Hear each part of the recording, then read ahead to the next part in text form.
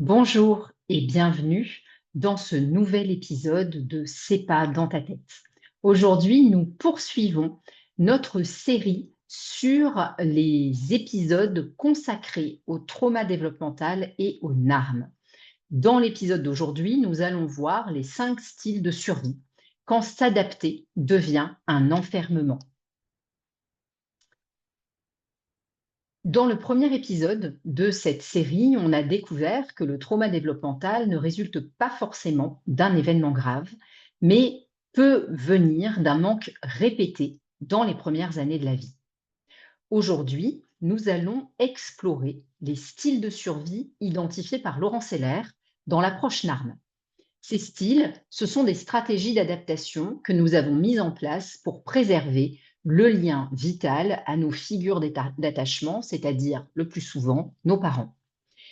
Ce sont ces adaptations qui nous ont permis de survivre d'un point de vue psycho-émotionnel.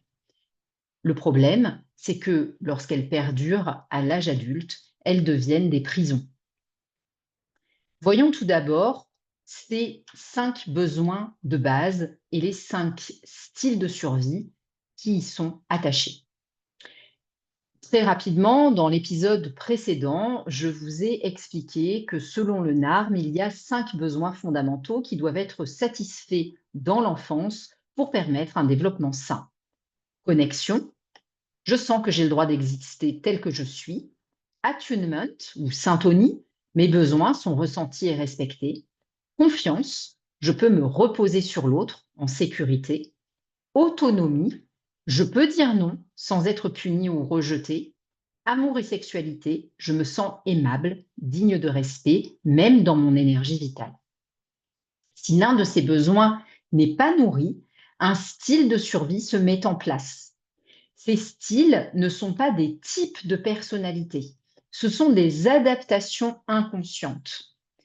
Et ils peuvent tous coexister à différents degrés chez une même personne. C'est très important de noter que ce n'est pas une personnalité, parce que sa personnalité, on a beaucoup de mal à la changer. Par contre, une adaptation de survie, elle, on peut la changer à partir du moment où le système nerveux a compris qu'il est en sécurité. Voyons d'abord le style connexion. Je n'ai pas le droit d'exister. Le style de survie-connexion se développe très tôt, parfois dès la vie intra-utérine. Il concerne les personnes qui très tôt n'ont pas ressenti que leur présence était la bienvenue. Peut-être que la grossesse n'était pas désirée, que la mère elle-même était en insécurité à cette époque-là, dépressive ou absente émotionnellement. Le bébé se développe alors avec l'idée inconsciente « je suis de trop, je n'existe pas vraiment ». À l'âge adulte, cela donne souvent une dissociation du corps et des sensations, une difficulté à dire « je », une tendance à se fondre dans l'autre, à ne pas prendre de place, une profonde solitude intérieure, même en présence d'autrui. Exemple, une personne va raconter qu'elle ne se souvient pas du tout de son enfance, qu'elle a toujours l'impression de flotter dans sa vie et de ne pas être vraiment là. Deuxième style de survie, le style attunement. Mes besoins sont un problème. Ici, l'enfant a grandi avec des parents qui ne savaient pas répondre à ses besoins. Pas forcément par malveillance, parfois ils étaient simplement trop préoccupés, absents ou anxieux eux-mêmes. L'enfant va comprendre quand j'ai faim, soif, besoin d'amour ou de réconfort, ça dérange.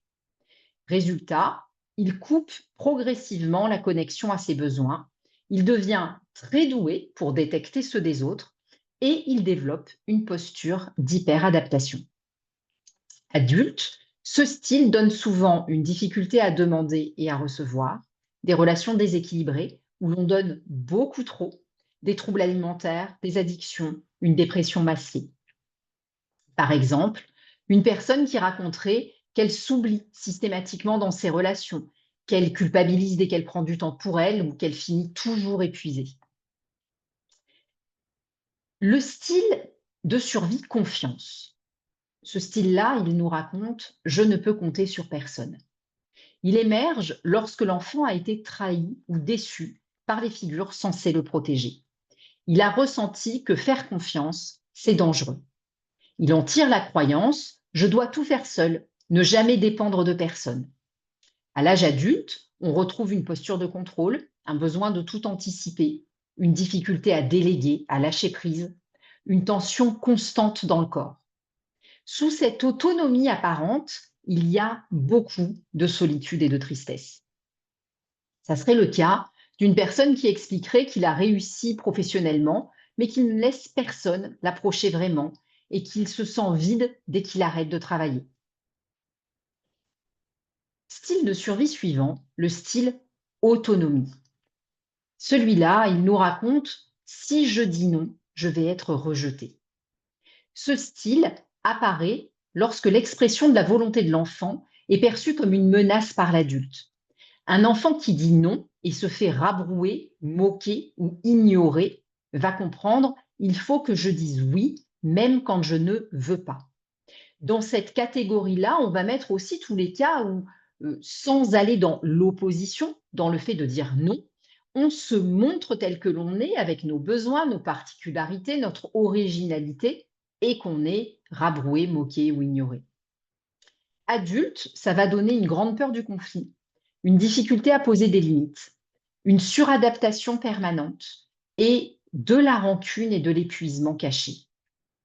Par exemple, une personne qui dit toujours oui à tout, mais qui se retrouve à haïr ses proches en silence. Elle n'arrive pas à dire non sans se sentir coupable ou méchante, mais elle en veut aux personnes de ne pas lui faire de la place telle qu'elle est elle-même et telle qu'elle fait de la place aux autres. Dernier style de survie, le style amour-sexualité. Celui qui nous raconte: je ne suis pas aimable. Ce style se met en place lorsque les émotions, les élans affectifs ou sexuels de l'enfant sont jugés, sexualisés ou ignorés. L'enfant comprend: mon énergie vitale est honteuse ou dangereuse. Cela crée une coupure avec son corps, avec le plaisir, une confusion entre amour, désir et pouvoir, une difficulté à vivre une intimité saine. Par exemple, une personne qui alternerait entre des périodes d'hypersexualité, où elle se sent toute puissante, puis une honte intense. Une personne qui dirait ne pas savoir ce que c'est qu'aimer normalement, et vous voyez que je mets des guillemets à normalement, c'est-à-dire qui ne ferait qu'alterner des périodes d'excès ou d'abstinence profonde. Ces 5 styles de survie sont des réponses intelligentes à un environnement insécure. C'est ce qui nous a sauvés hier, mais qui malheureusement va nous limiter aujourd'hui dans nos interactions et dans nos projets et notre vie d'adulte. La bonne nouvelle, c'est que ça n'est pas une fatalité, que ça peut évoluer, se transformer avec une approche adaptée. Dans le prochain épisode, on ira plus loin. Je vous présenterai les fondements de l'approche NARM, cette méthode thérapeutique qui aide à sortir de ces identités de survie et à restaurer le lien avec soi. Merci pour votre écoute. N'oubliez pas, si vous vous sentez concerné par cet épisode, vous n'êtes pas brisé, vous vous êtes adapté et ça, c'est déjà une preuve de résilience profonde. Laissez des commentaires, vos questions. Je suis toujours ravie de venir répondre à vos commentaires sous les épisodes du podcast. Laissez 5 étoiles, faites circuler cet épisode s'il vous a plu, c'est important pour le faire connaître. Et je vous dis à bientôt dans un prochain épisode de C'est pas dans ta tête.